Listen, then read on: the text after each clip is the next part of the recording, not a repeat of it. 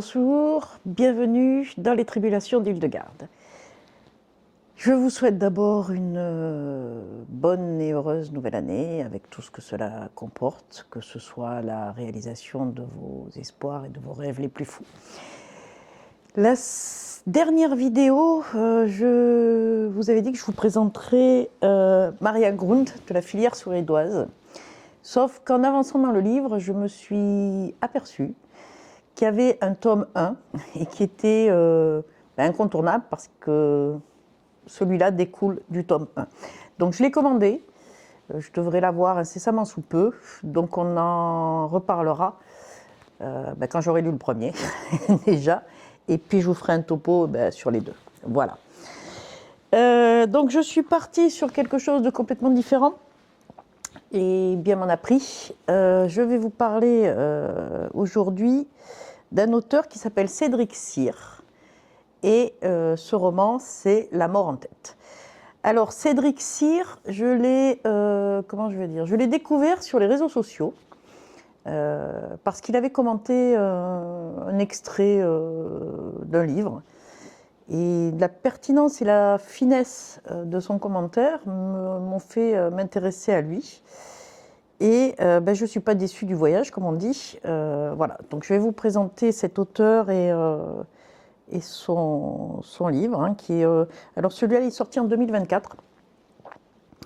On en enchaînera d'autres parce que c'est un auteur très spécifique. J'ai beaucoup apprécié cet auteur, beaucoup, beaucoup. Il remplit il coche toutes les cases d'un bon thriller. Donc, La mort en tête. La mort en tête, c'est alors, ça va être assez coton parce que c'est pas très très classique. Hein. Donc, on va arriver sur c'est un thriller, mais qui est fantastique, qui a une mesure, je ne sais pas si on peut appeler ça fantastique, qui va mettre en scène une enquêtrice qui s'appelle Eva Svarta. Elle a un prénom suédois. C'est peut-être un clin d'œil, sûrement même, qui est une enquêtrice de la brigade criminelle et qui est enceinte. Et elle va être confrontée à une enquête où le meurtre et le paranormal et le trauma psychologique s'entremêlent. C'est assez touffu. Alors, tout ça va se mettre en place autour d'un exorcisme d'enfant qui va tourner au drame et d'un tueur qui est lié à un passé violent. Donc le roman, il va aussi croiser la trajectoire d'un journaliste à sensation, d'un journal à sensation, qui s'appelle Dorian Barbarossa. Ça va croiser aussi la trajectoire d'Alexandre Vauvert. Je ne vais pas trop vous le décrire parce que sinon vous allez comprendre. Donc tout ça va créer un récit choral tendu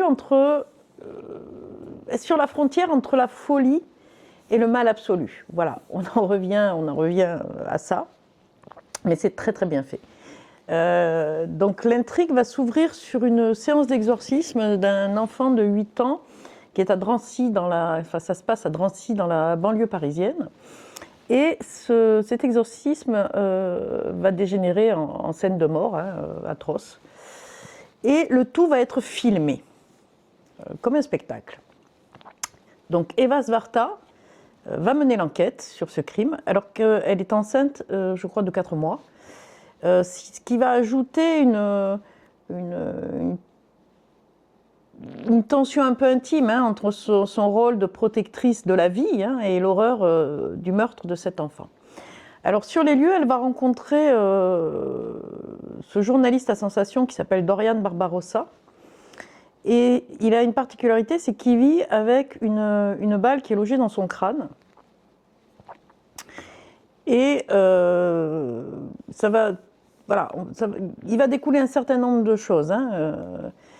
Et parallèlement, je vous parlais d'Alexandre Vauvert, celui-ci va suivre un homicide dit simple, mais en fait qui va le conduire à un réseau plus vaste de criminalité, et notamment un trafic d'organes où la violence sur les corps est systématisée. Donc ce roman-là, il va alterner les points de vue entre celui d'Eva, celui du tueur, celui des proches, celui des protagonistes liés à l'affaire, et ce qui va faire progresser ces fils narratifs vers une chasse à l'homme assez haletante, avec une dimension surnaturelle assez croissante. C'est très très bien fait, c'est très haletant. Voilà, et ce fait de partager les points de vue, ça, dans un premier temps, on pourrait penser que ça va perdre le lecteur, mais en fait, ça vise à un petit peu le balader et le ramener au centre de l'affaire. C'est très très bien écrit. Et ça pose un certain nombre de questions qui ne sont pas simples, hein, qui sont assez cruelles. Vous avez sur des thèmes principaux, on va le retrouver, hein, c'est un peu comme un fil rouge sur tous les thrillers, c'est ce thème de trauma et de mémoire, donc la balle dans la tête de Dorian, la grossesse d'Eva, les corps mutilés, l'enfant exorcisé, qui vont symboliser la mémoire que l'on porte au sens littéral et psychologique, hein, que l'on porte tous en nous. Donc c'est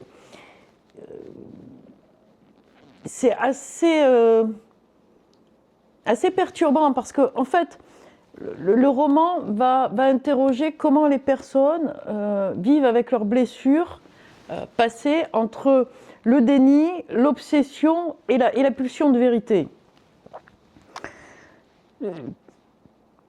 Ce qui est propre à chaque être humain, je vais dire, où on a tous un déni, ou plusieurs, qui fait que pour X choses, on ne va pas vouloir réexpérimenter la souffrance que cela peut ou cela a pu occasionner. L'obsession, c'est un peu comme le secret ou la recherche de se dire je ne veux pas reproduire les faits ou si je fais ça, c'est parce que j'ai été victime de ça. Et la pulsion de vérité, c'est que ça finit par sortir. Donc, sous une forme ou sous une autre. C'est très très bien analysé. Hein, il a cette sensibilité, voilà, c'est le mot que je cherchais. Il a cette sensibilité et cette compréhension humaine pour pouvoir en tirer vraiment le cœur des choses. Ça m'a agréablement surprise. Je ne pensais pas être happée par ce roman, mais cet auteur me plaît énormément et je pense que je vous en reparlerai parce que je pense que je vais lire d'autres livres, d'autres romans de cet auteur. Vous allez avoir aussi, sur le thème abordé, la frontière, alors ça c'est propre à ce roman, hein, entre ce qu'on va appeler le rationnel et le surnaturel, le paranormal en fait. Ce qui est décrit aujourd'hui comme paranormal, donc l'exorcisme, les visions, l'ambiance quasi démoniaque. Hein. Quand on parle d'exorcisme, forcément on va penser à tout ce qui est démon. Qui vont faire basculer l'enquête où l'explication elle n'est pas uniquement scientifique de ce que peut relever de la folie, de la manipulation ou d'une véritable présence maléfique. Hein. C'est jamais vraiment tranché dans le roman et en règle générale, il y a des choses que l'on ne peut pas expliquer. C'est comme ça. Et vous aurez beau avoir toute la rationalisation que vous voulez, on ne peut pas forcément expliquer des choses qui surviennent. Elles n'ont pas on ne peut pas les raccrocher à quelque chose qui nous rassurerait en fait.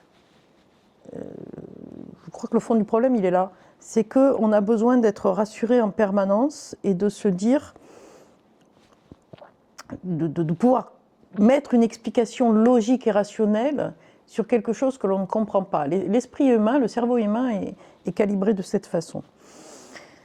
Il est très rare de regarder ça d'un point de vue et de se dire je ne comprends pas, ok, donc forcément il y a une autre cause ou il y a voilà, quelque chose que je ne peux pas maîtriser.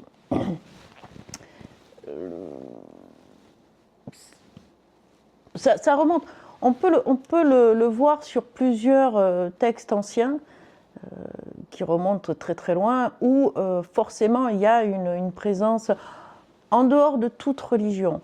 On appelle ça la présence maléfique, c'est-à-dire sentir quelque chose qui n'est pas bon. Donc certains écrits en font état. Ce sont devenus au fil des siècles des légendes où on peut effectivement aujourd'hui se permettre de dire « Ah ben oui, mais bon, moi je ne comprends pas bien, si ça avait existé, ça se saurait, etc. etc. » Tous ces textes, si vous voulez les lire, hein, c'est condensé dans ce qu'on appelle la Bible de Jérusalem. Je vous laisse faire vos recherches, puisque ça regroupe un certain nombre d'ouvrages, de traduction d'un certain nombre d'ouvrages jusque des écrits sumériens. Donc ça remonte à très très loin. Et on trouve des écrits prouvant les présences maléfiques. Alors, quand je dis les présences maléfiques, je ne la mets pas en opposition avec une quelconque religion. Hein. On verra sur l'exorcisme, parce que finalement, il parle d'exorcisme. Donc, les origines de l'exorcisme, elle est datée de bien avant le christianisme, hein, puisqu'elle apparaît comme une pratique très ancienne, hein, visant à chasser les esprits mauvais, bien avant son intégration dans le christianisme. L'Église catholique a codifié l'exorcisme en 1614 par le rituel romain. Donc, vous voyez que déjà, on est en 1614 quand il est codifié. L'exorcisme, ça vient du grec exorkirmos. Et ça désigne en fait l'action de contraindre par serment ou incantation. Donc, bien avant le christianisme. Donc, on va s'apercevoir qu'il en existe des formes dans le chamanisme, hein, qu'ils soient caucasiens ou asiatiques. Dans certains rituels africains comme le vaudou, vous retrouvez aussi cette pratique-là, où on va chercher à expulser une entité spirituelle qui est jugée nuisible. Donc on peut en retrouver des traces dans des écrits qui remontent à l'origine de l'écriture, quoi. C'est tout aussi simple que ça. Donc, on va retrouver aussi en thème principal de ce roman, La mort en tête, la violence et le spectacle. Alors, le fait que la scène de l'exorcisme soit filmée et que le journaliste Dorian Barbarossa y assiste, et qu'elle soit filmée, hein, ça va montrer comment, en fin de compte, la violence devient un objet de consommation et de mise en scène. C'est pas anodin, c'est-à-dire que, voilà, on nous montre que la violence devient un objet de consommation. Et on ne va pas le nier, puisque on en vient aujourd'hui à banaliser pratiquement toute forme de violence, hein, pour qu'il y ait une acceptation collégiale. Moi, ça me met un peu hors de moi, ce genre de choses, parce que arriver à banaliser la violence, c'est quelque chose qui montre que notre société est malade quelque part. On ne peut pas accepter une banalisation et une marchandisation de la violence, comme le trafic d'organes qui est décrit dans ce livre, hein, où finalement c'est une marchandisation du corps humain. Le corps humain est vu comme une pièce détachée. Au lieu d'aller acheter un amortisseur, vous allez acheter un foie. Donc, le prix n'est pas le même, je vous le concède. Donc tout ça, ce sont des marchés parallèles Si un marché existe, qu'il soit parallèle ou non, c'est parce qu'il y a une demande. C'est pas parce qu'il y a une offre, c'est parce qu'il y a une demande. Donc on va faire coller l'offre à la demande. Et si jamais il n'y a pas d'offre, on va créer la demande. On le voit pour plein de choses du quotidien. Parce que foncièrement, aujourd'hui, même si on est dans une société depuis quelques années de surconsommation, on pousse les gens à surconsommer. Par la publicité, par le fait, moi je me souviens à l'époque de ce publiciste qui s'appelait Jacques Ségala, qui disait si à 30 ans tu n'as pas une Rolex, tu n'es rien.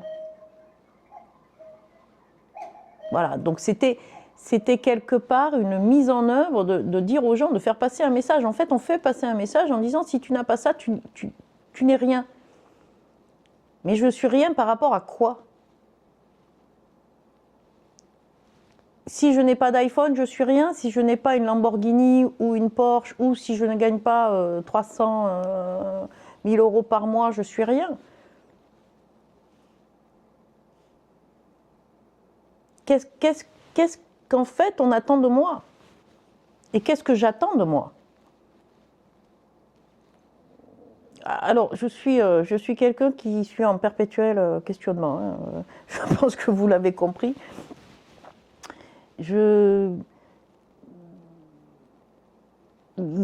Voilà, cette société-là m'interroge, mais 40 millions de fois par jour. Alors, je ne regarde pas les actualités, je n'ai pas la télé. Je regarde très très peu les actualités, je vais pouvoir les suivre sur Internet, sur Internet. Hein, et en fait, j'ai des réseaux sociaux, mais je veux dire, voilà, c'est plus quelque chose qui est pour moi un intérêt presque sociologique et psychologique qu'autre chose. Quand je vois certaines choses, je me dis, mais où on va? Où on va? C'est comme la mise en scène. Ne croyez pas tout ce qu'on vous montre.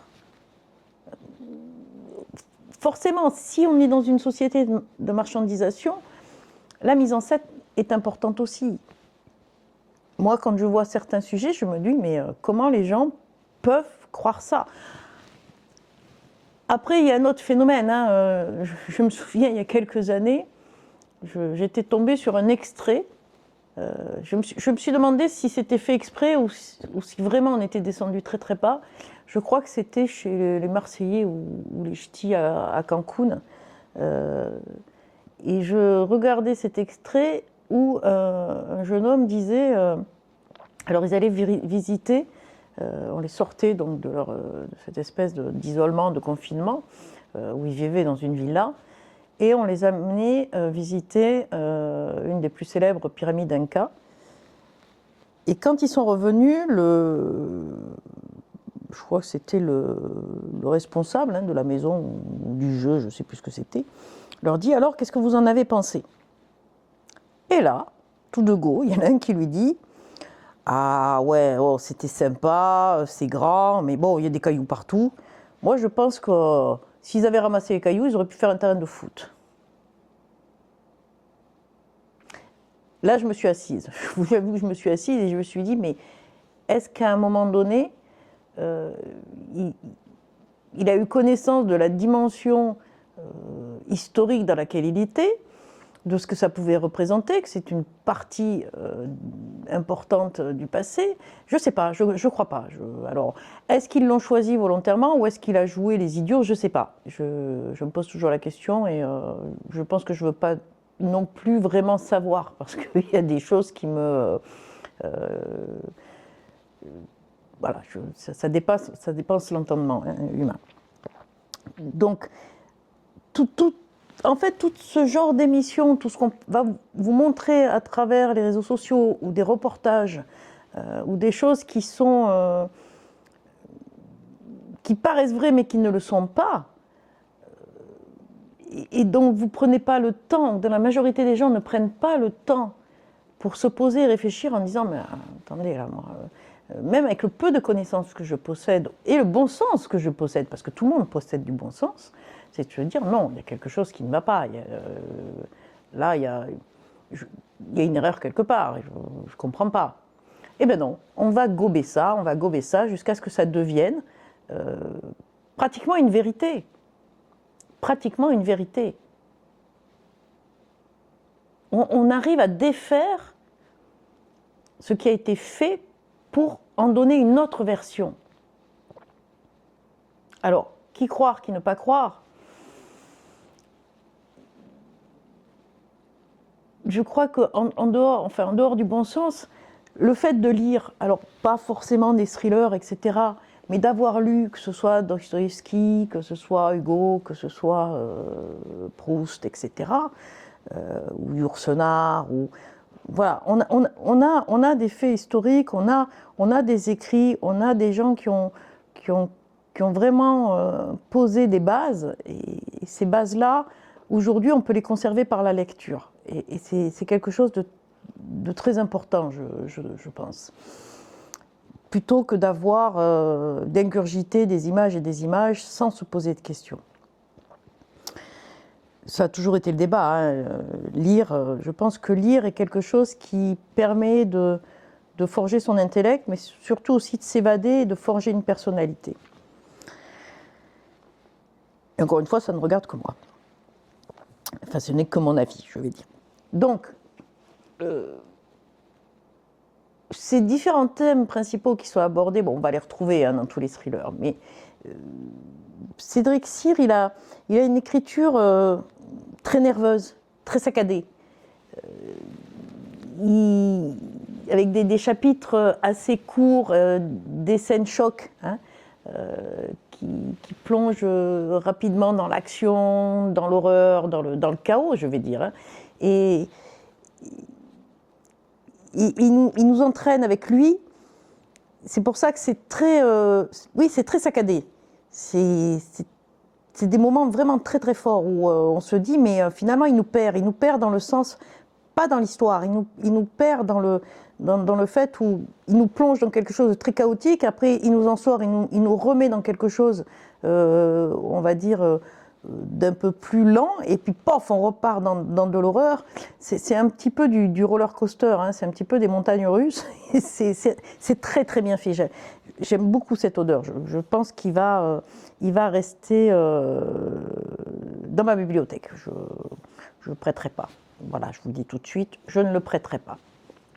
Donc l'analyse globale de ce roman, si je peux le faire comme ça assez rapidement, c'est un roman qui va explorer la fragilité des personnages confrontés au mal, en les plaçant devant la question de ce qu'ils sont prêts à faire, à sacrifier pour protéger ou révéler la vérité. C'est très choc, c'est très dur. Hein. Qu'est-on prêt à sacrifier pour taire ou pour dire la vérité?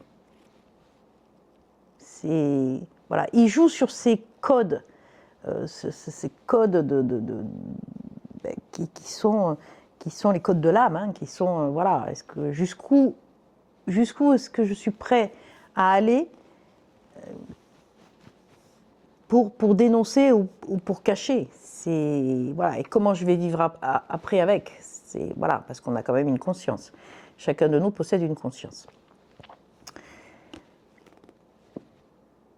J'ai trouvé ça vraiment très très bien, très c'est magistral, voilà, c'est magistral. Il n'y a pas de répit, enfin très peu de répit. Voilà, on est embarqué et je l'ai pas lâché. En fait, voilà, comme je vous l'avais dit, hein, je lis plusieurs livres à la fois. Celui-là, quand j'ai commencé, en fait, je l'ai fini. Je l'ai pas lâché. Je suis pas partie sur un autre roman, sur un autre thriller. Je l'ai lu d'une traite, ce qui est assez rare, ce qui est même très rare. Donc, j'ai été voilà, très surprise. Ça m'a vraiment captivée, ça m'a vraiment tenue en haleine. C'est assez rare. Et je remercie Cédric Cyr pour pour son écriture, parce que voilà, ça m'a réconciliée avec le genre que je pensais un petit peu délétère en ce moment, avec les auteurs les horreurs que je lis. Oui, en gros, oui, aussi, avec les auteurs que je lis, où c'est bon d'enfant, où c'est un peu cousu de fil blanc, etc. Là, vraiment, je me suis vraiment, vraiment prise au jeu. Ça m'a vraiment tenue en haleine et j'ai trouvé ça très, très bien. Voilà, je pense que je vais m'intéresser à Cédric Cyr et je vais vous proposer d'autres romans pour voir si effectivement, je pense qu'il poursuit sur cette lancée, enfin qu'il est sur cette trame-là où il a vraiment, vraiment compris les codes du thriller. Voilà, ça a été quelque chose de fantastique pour moi. On est sur du genre où, comme je vous l'ai expliqué dans une vidéo anciennement, on est reparti sur du vrai thriller. Voilà, c'est nouveau. Je ne m'attendais pas à ça. Voilà, l'écriture est particulière. Là où il nous amène, c'est particulier. Ce qu'il aborde est particulier. Voilà, c'est quelque chose qui est presque nouveau. Voilà, je n'avais jamais lu quelque chose comme ça. Vous savez que j'aime Hilaria Tutti, vous savez que voilà, Maria Grund pareil, Mo Heder, ce sont des maîtres du polar qui font que chaque fois qu'on va ouvrir un livre, on ne sait pas sur quoi on va tomber. C'est un peu comme Forrest Gump et sa boîte de chocolat. Là c'est pareil, on ne sait pas sur quoi on va tomber. Donc Cédric Cyr, La mort en tête, je vous le conseille vivement. Je ne recommande pas beaucoup de livres, je vous dis souvent, lisez les livres parce qu'il faut lire, mais quand je vous conseille vraiment un livre, allez-y les yeux fermés, si vraiment vous aimez le thriller, pas le policier mais le thriller, allez-y, les yeux fermés, enfin ouvrez-les pour les lire, mais allez-y les yeux fermés parce que c'est vraiment bien. Voilà. Je le mets en parallèle avec, et ça tombait très bien parce que je l'ai vu assez récemment, c'est un K-drama de 2025 qui s'appelle Dark Nuns, qui en français, je crois, a été traduit par L'exorcisme interdit. Alors, je pense que vous l'avez sur Netflix, ou sinon vous l'avez toujours sur voirdrama.org, en version sous-titrée. Donc, c'est coréen. Et ça va mettre en scène deux nonnes qui vont défier les interdits de l'Église pour sauver un jeune garçon possédé par un esprit maléfique. Donc, elles vont découvrir des secrets enfouis, elles vont enquêter sur l'origine de la possession, malgré l'opposition des prêtres et surtout des autorités ecclésiastiques, parce que c'est un joli petit monde bien fermé, bien secret. Et elles vont effectivement risquer leurs âmes dans une confrontation qui va s'avérer très violente. C'est très bien filmé, c'est très bien fait. On va retrouver un certain nombre de codes visuels de ces exorcismes-là et de ce que l'Église a mis en place, mais aussi de comment chaque être humain va voir les choses. Et c'est ça qui est intéressant dans ce K-drama, c'est que vous allez avoir une nonne qui est plus ou moins rationnelle et une autre qui est, je ne vais pas dire dans le métier parce que ça fait un peu... mais qui a l'habitude de ça et qui a un regard beaucoup plus réfléchi sur les choses. Et qui admet que cette possession puisse exister parce qu'elle a cette expérience du chamanisme, etc. Donc, regardez ce K-drama, il est intéressant. Il est assez bouleversant, mais il est intéressant. Et il colle parfaitement à La mort en tête de Cédric Cyr. Voilà. Donc, j'attends le premier tome, La fille renard, de Maria Grund. Une fois que j'ai ce premier tome, je vous ferai une analyse des deux livres. Ça promet d'être très, très intéressant. parce que ce que j'ai lu là, c'est pareil, hein, ça nous renvoie sur vraiment du thriller. Je pense que la prochaine fois, si je n'ai pas reçu La fille renard de Maria Grund, nous allons partir sur Lisa Gardner au premier regard. Je ne connais pas du tout. Je l'ai. C'est une nouveauté apparemment, donc je vous en ferai une petite analyse. Alors, je ne sais pas dans quoi je m'embarque. J'ai commencé. C'est assez long, mais il y a des choses intéressantes. Je vous souhaite une bonne journée ou une bonne soirée. Je voudrais faire un aparté. Voilà, je pense fort à Camille, qui est une jeune fille qui nous a quittés, qui était victime de troubles compulsifs alimentaires. Ce que je vous disais dans la dernière vidéo, ce manque de place, de gens spécialisés en psychiatrie, conduit aujourd'hui à une non prise en charge de beaucoup de gens fragiles et vulnérables, dont les gens qui souffrent, enfin ces jeunes femmes qui souffrent du trouble du comportement alimentaire. C'est regrettable, ça me met hors de moi. Et je ne peux pas partir parce que j'aurais l'air un peu de Don Quichotte. Voilà, je pense fort à sa famille et j'ai une pensée pour elle. Voilà. Passez une bonne journée, une bonne soirée. Prenez soin de vous et je vous dis à très bientôt. Au revoir.